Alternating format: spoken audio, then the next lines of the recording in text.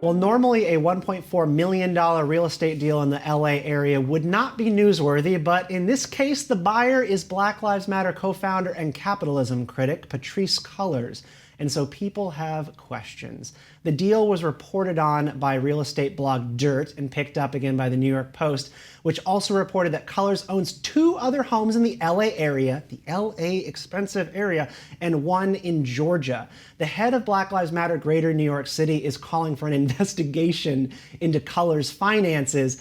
Now, Khan-Cullors' memoir was titled When They Call You a Terrorist, and it was a bestseller last year, and she signed a multi-platform content production deal with Warner Brothers, which is a really big deal and a cash cow. But still, we have tweets here from essayist Wesley Yang, and he says, "This is not just a matter of owning somebody for hypocrisy. Revolutionary Marxism is a branding exercise, an entrepreneurial activity that can yield enormous profit." True. Full stop. Now, Forbes, he says, should do a complete non-ironic roundup tallying the biggest winners in the space.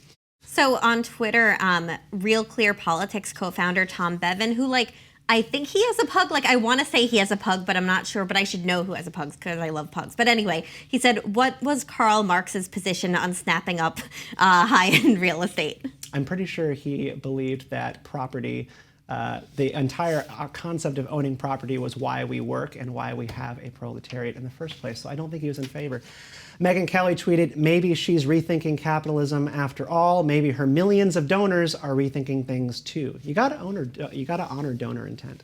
Yeah. Well, Jazz Shaw from hotair.com, who also has a really cute dog, I think, said anyone who is upset about her buying 4 mansions probably shouldn't call themselves a capitalist unless you can show the money was misappropriated. So that's absolutely correct. Yeah. And there is no evidence of misappropriated funding in this case.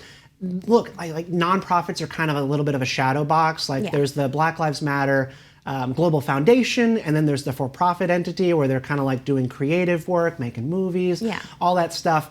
And the money is just moving around, right? But I think a lot of people who give to these organizations and really believe that they're doing the hard work of social justice on the ground, if you believe in those things, that the owners or that the people who founded the thing aren't living in multi-million-dollar houses on each side of the country.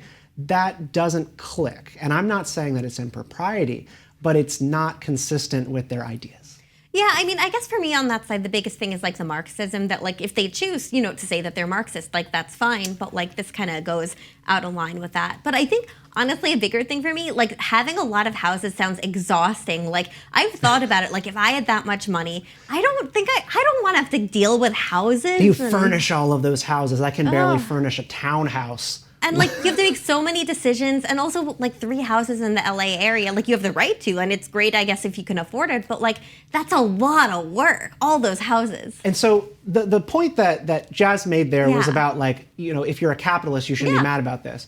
I mean, is this capitalism? I think it is. I think creating a thing, creating value for people who are buying into that thing, and then making money from it, and then living the life that you want to live. That is capitalism. I think I have my working definition is you capitalize on a market demand for something, provide a thing, and customers are happy with it, and it adheres to profit and losses. Yeah. But we're talking about activism, and I think that that's where it gets incredibly muddy.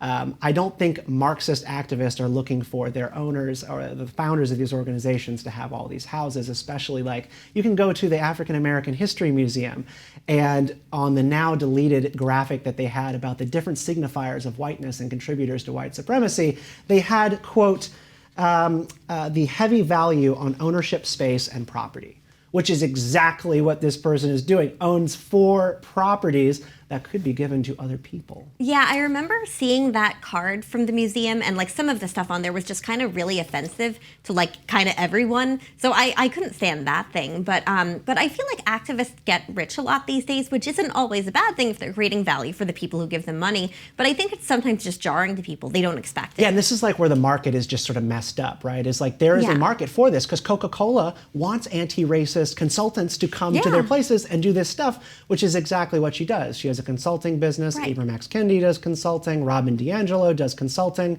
And there is a demand out there for it. but not for a majority of people, and most people don't want to live in the world that is created by all this anti-racist garbage. Anyways, it sure pays to be a socialist.